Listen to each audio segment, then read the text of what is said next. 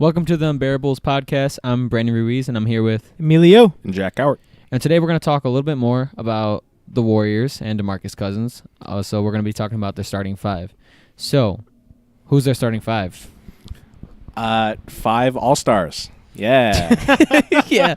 How do you feel about that, Jack? I feel terrible. I hate it so much. I know I've talked before about how I don't really like formation of super teams. They were already a super team, and then they add DeMarcus Cousins. Who I'll be fair, he might not actually be as big a deal as people are saying because he's still coming off of one of the worst injuries that you can get as an athlete. 50-50 chance of recovery. Yeah, but if he does come back, even for 1 year, people were saying the Warriors were guaranteed a championship this time last year, and then over the course of the season, it sort of became more fun to watch, and it might not be evident. This year, though, how can you not say that the Warriors are almost guaranteed, especially if Cousins comes back healthy? Well, even if DeMarcus Cousins doesn't come back healthy, I mean, you're not losing anything really because it's only a $5.3 million contract. Which is insane.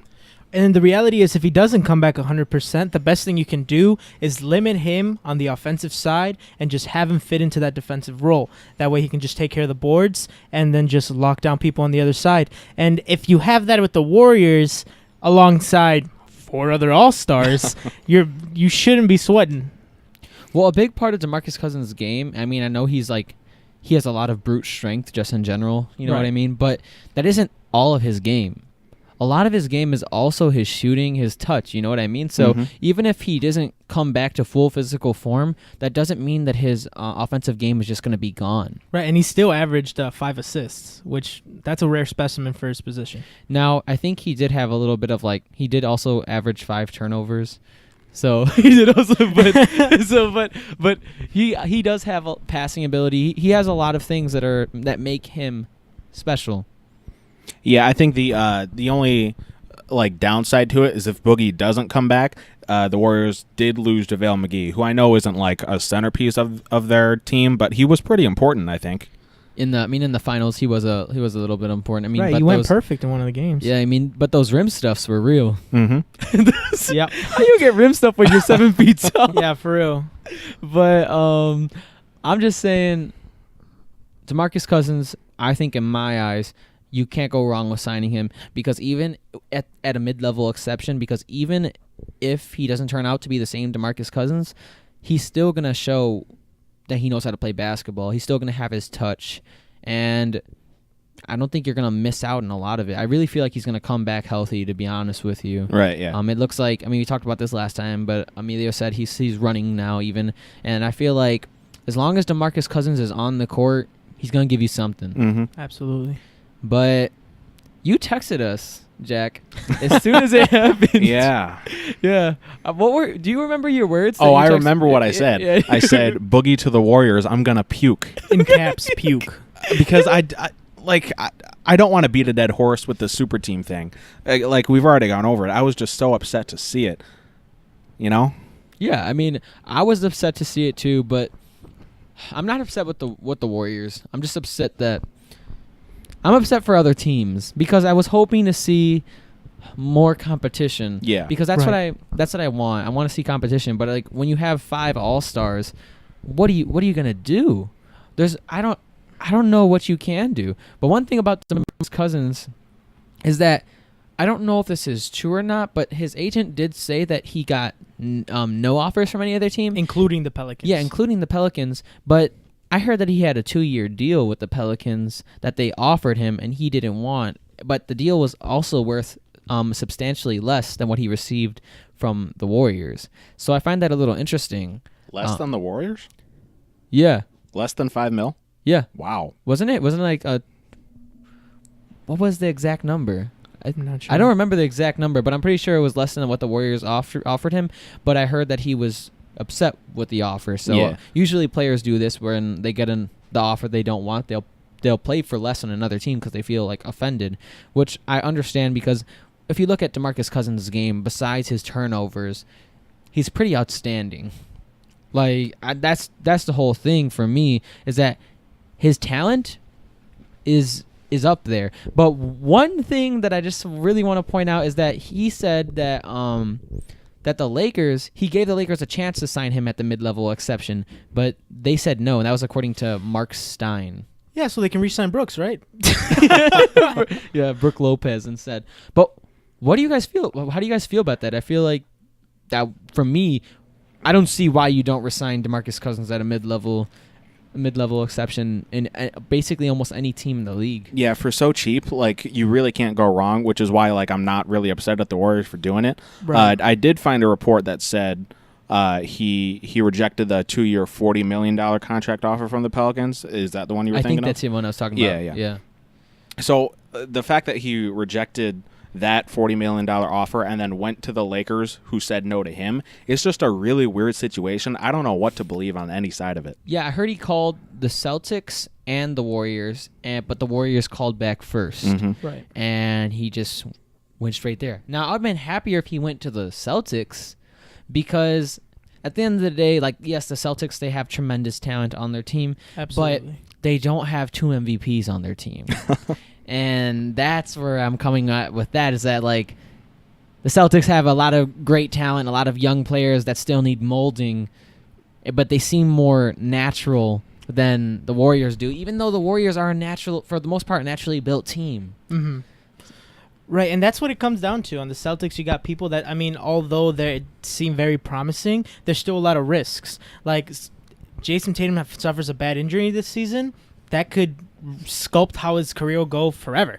So I would have liked him more there as well, because with the Warriors, they're already proven. They had 3 chips in the last 5 years. Like, and when it seems like whenever one of their players doesn't play well, the other player makes up for him. Yeah. So at the end of the day, I feel like the Warriors, I feel like they're probably going to win again next season unless there's some type of injury. Yeah. But even say Kevin Durant goes down, do you think that if DeMarcus Cousins comes back healthy, and even if he doesn't, the Warriors still don't have a chance to make it back to the finals? At least make it back. I'm pretty positive they could. right, because right now, at least in my opinion, the Lakers, though they do have a strong core already, and they do have talent, they do have potential, I don't think they can contend against them. And the Rockets, they're probably not going to have Capella back, and they already lost Ariza. So it's looking like a clear path for the Warriors to me. Mm-hmm. Also, if we're talking about like DeMarcus Cousins and the Pelicans and the offer they gave him, what do you guys think of the Pelicans' new look? I think losing Rondo is a huge deal. Really? Yeah, like Rondo, I know he actually didn't play the most minutes on that team, but like all that passing and veteran leadership, you can't replace that. Right. It was funny because when we were watching a lot of those clips of Rondo, it looked like he was the coach. I mean, that's always what Rondo ends up looking like, I feel like, on his teams, is because when he's on the floor, I mean, he's a floor general. He takes over. Right. He tells people what to do, all that type of stuff, which is good most of the time. Now, there were times in the playoffs where they sat Rondo because the thing is with Rondo, though, is that he has to have the ball in his hands because he can't really shoot. So he has to have the ball in his hands, and it kind of slows down his other teammates on occasion. Mm-hmm. But I think that having Rondo come off the bench for the Pelicans, you're definitely going to see where they lost a little bit in that, especially because you were saying earlier that off camera, off the recording, I guess, Alfred Payton was probably going to have to be their starting point guard. Yeah, and that's a huge downgrade. I know Payton has shown some flashes that he can be a good player, but he's not consistent enough to rely on him. I wish they had a better shooting guard, though, so that maybe Drew Holiday could have stepped up into that point guard situation, because I feel like he definitely could do that. And right now he's kind of stuck in the middle. Mm-hmm. Mm-hmm. Now, what I do hope out of the Pelicans is that Frank Jackson steps up, and also their rookie that they drafted, Tony Carr. I hope he plays well. I think he has some potential. Maybe he could play well as a point guard, as a backup. I would like to see some of these players that the Pelicans have, these young players, step up and really fill in their roles. But it looks like they might play pretty well together. I mean, Alfred Payton, Drew Holiday, Mirotic, Randall, and Anthony Davis. Like, that's not that bad. Right. Yeah, I'm a huge Randall fan, so I think that front court is going to be devastating. They have Mirotic, they have Randall, they have AD, and I think those are like your 3 big stars. And sort of the backcourt isn't as intimidating, but like if you believe in those three front court guys like I do, I like the Pelicans a lot, even without Rondo. Well, one thing I do like about this Randall signing is that, yes, now people could say that, oh, they got two big men like they just had last season, and they played better with just one dominant big man. Mm-hmm. But the difference is that Randall doesn't have to have the ball in his hands all the time. Exactly. And I think that might be better for this Pelicans team because Randall will probably fit into your system a little bit better than DeMarcus Cousins would have. Obviously, DeMarcus Cousins is the better player, but if you're talking about like system-wise, if you just look at how they were playing with both DeMarcus Cousins and Anthony Davis, it just wasn't working out because DeMarcus Cousins, 5 turnovers, that means he had the ball in his hands, Right. and I don't think you want him to have the ball in his hands all the time. And I think the biggest thing here, at least in my perspective, is that Randall's going to be willing to do the dirty work. And that's going to be important because that means Davis can go and play the basketball that he knows. And like I've always said before, the best thing you can do for your star is to get him in a position where he plays the truest basketball to himself. So I really like the move. I don't like Boogie Cousins to the Warriors, but I think this Pelicans team does show some promise, does show some potential. But yeah. Yeah, but what can they do against the Warriors? Yeah, what are they going to do against the Warriors? I don't want to say that, but that's the only thing. It's like we can talk about all the teams we want in this whole league, except for maybe the Boston Celtics. Maybe them. And it's a good thing they're in the other conference. Yeah. Because if not, what are you going to do? Yeah, like somebody's got to meet them now that LeBron's back in the West. Well, in now. the West, yeah, not back. But it's first time. But I know what you're saying. Like, I hope they play well. And if Jason Tatum steps up, like if they have a lot of players that don't look like they're even at their prime yet or at their peak, it could be scary. You never know. And they have a lot of players that are willing to grind. They just needed that. They needed that one guy. It's very scary. They took the Cavs to 7, didn't they? And that's with no Kyrie, no Hayward, and a bunch of young guys who still aren't completely developed. So with those guys back, I think and it's their second year now. I think that's a big deal. And with Jason Terry as your starting point guard, and with not Jason Terry, Terry Rozier. Jason Terry, and with no LeBron in the conference either. That like the Celtics are probably the favorite to get back. And you could also talk about the 76ers as well, but I really feel like the more complete team is the Boston Celtics. Mm-hmm. At least as of right now. They're the most proven. Ben Simmons develops the shot this summer. It's kind of a different situation. It's looking like, it's getting a little bit better. His form at least. So I really hope it does. That would be pretty interesting. And also, it would prove a lot of people wrong for Ben Simmons if that does happen. But it's just tough because, like we said, so the Celtics are the only team that could probably compete against the Warriors, and that's a maybe. Now we go back to the Pelicans. They have good players. They have a pretty decent team. I'm gonna be honest. Like they can hopefully do some things, but what are you gonna do against Steph Curry, Klay Thompson, Kevin Durant, Draymond Green, and Andre Iguodala, DeMarcus Cousins, Sean Livingston, like? What do you do at that point? I don't know. I don't know. Like you have to form another super team, but yeah, one of the biggest stories in the West isn't going to be who wins the West; it's who comes second in the West. Because like after the Warriors, it's actually all pretty close, and it's going to be fun to watch. Yeah, it's gonna be fun to watch unless you watch the Warriors series. Pretty much. Like every series in the playoffs that the Warriors are in, it's not gonna be fun.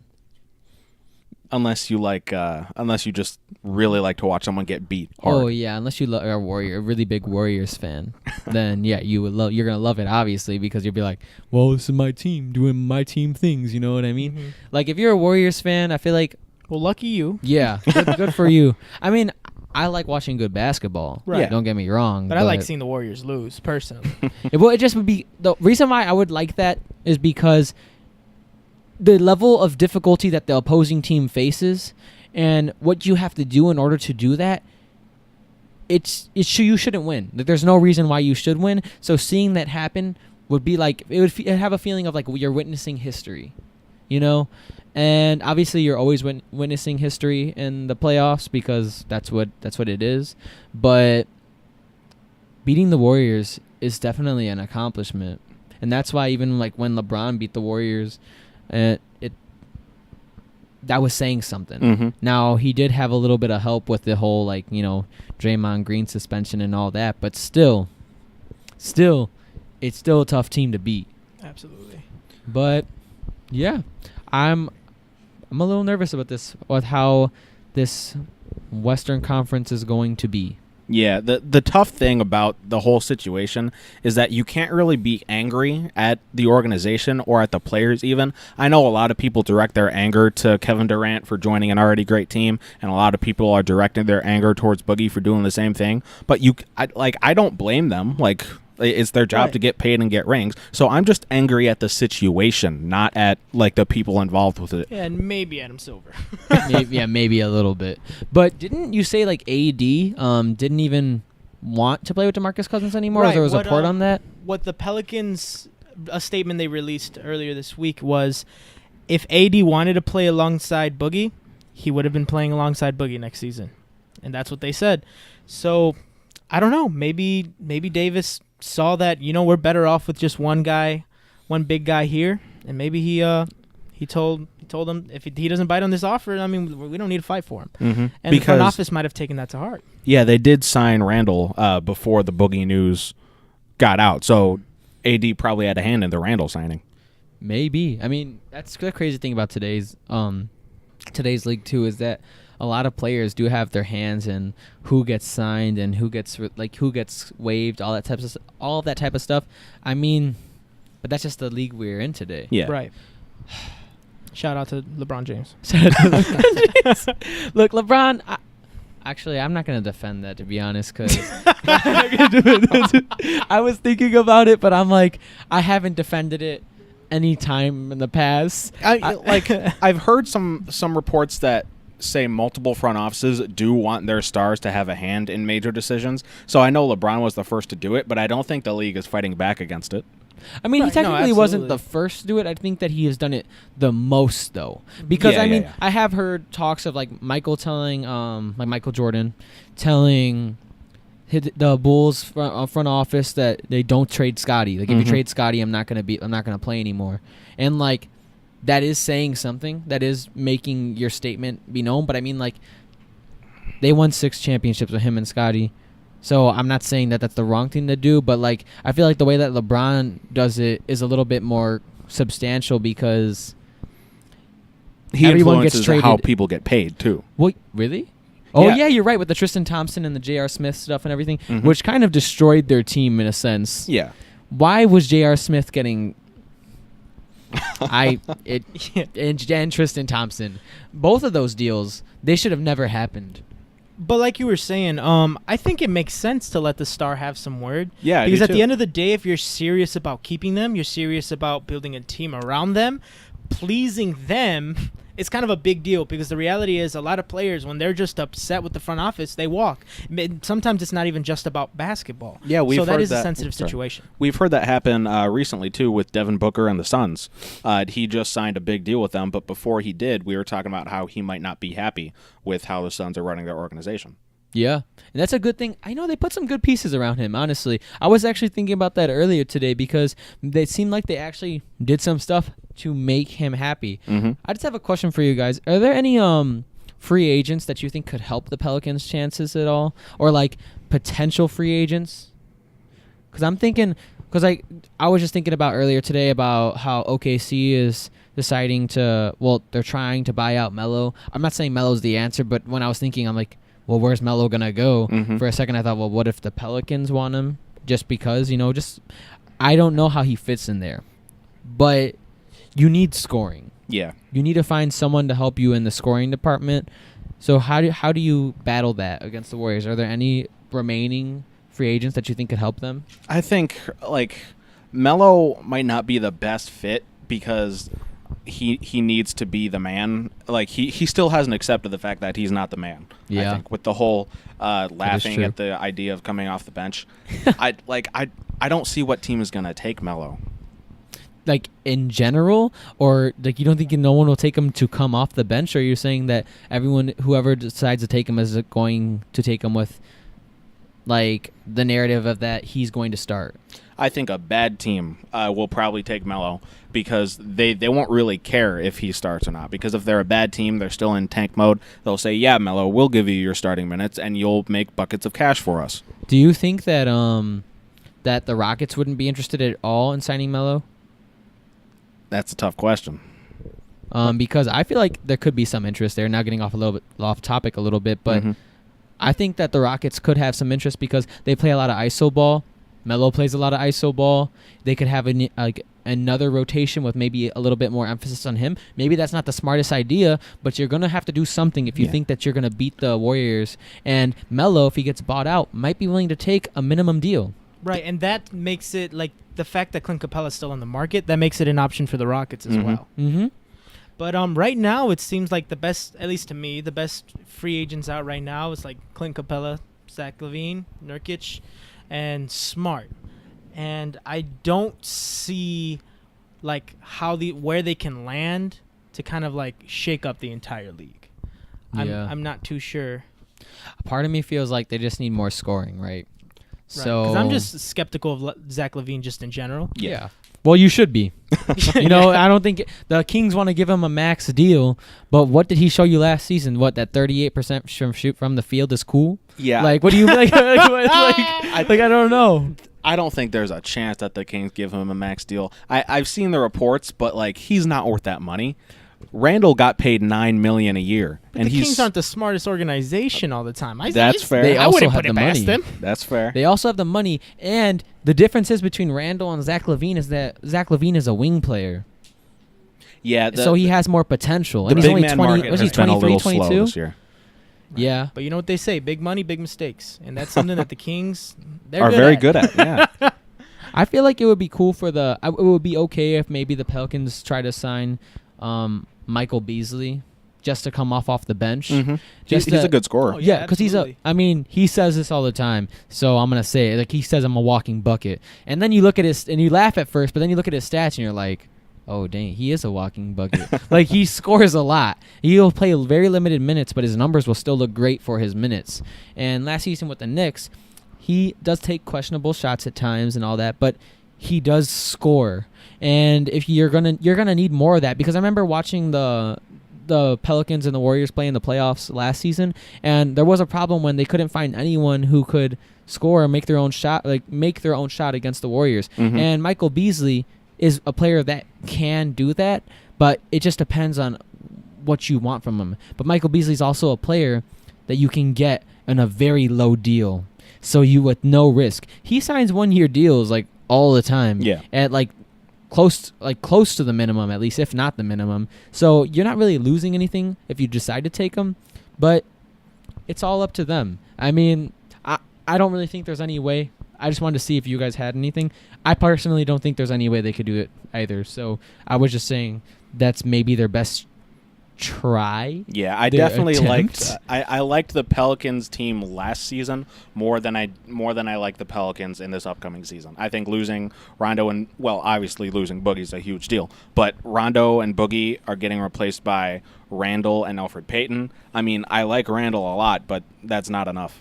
Dude, if this Pelicans team had LeBron, that would be a solid team. I mean, any team with LeBron would be good, but Drew Holiday, Julius Randle, Anthony Davis, LeBron.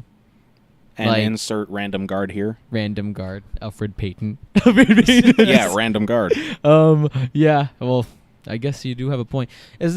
Before we end this podcast, do you guys have anything else? Any other topics that you have in mind? Do you want to talk about Jimmy Butler at all or anything like that, or just anything? The idea of the Jimmy Butler news that's been going around lately about wanting to play with Kyrie, that's an interesting thought. What do you think about that? I think that I don't think it's going to work out as well as they think it will work out. Because Kyrie, it all depends on if Jimmy wants to let Kyrie take over of the team. Yeah. Jimmy is a very hardworking player. He tries his best all the time. He has made himself the man he is today. Absolutely. And that's awesome. But the thing is that Jimmy needs his Jimmy time. And I say this all the time. But Jimmy does need his Jimmy time. And I know it sounds funny, but it's true. Because he wants to show, okay, this is my time to take over, this and that. But Kyrie is definitely the better player at taking over. But Kyrie is also less selfish. So especially when you looked at last season playing on the Celtics, when he had lower numbers, but the team was playing incredible. They're playing incredible basketball. So maybe it could work because of Kyrie, but if it comes down to a game-winning situation, I don't know. Jimmy seems like the type of player where eventually he's going to be like, give me the ball. But who are you wanting to take? Who do you want to have the ball at the end of the game? Kyrie, probably. I'll give it to Kyrie. Yeah, Kyrie, obviously, because Jimmy, I'm sorry. It's okay to have your Jimmy time during the regular season, but when it comes to the playoffs, I'm going to need Kyrie to have all the time he needs. And so, because he can create more for other players, but also, how are they going to even go on another team? Yeah, I don't know if it's entirely realistic. I think it could just be like off-season news and reporters giving us something to think about.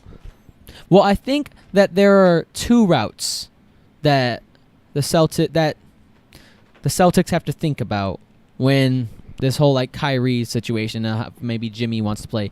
Either they make a deal to get Jimmy there, or Kyrie walks if they really want to play that well.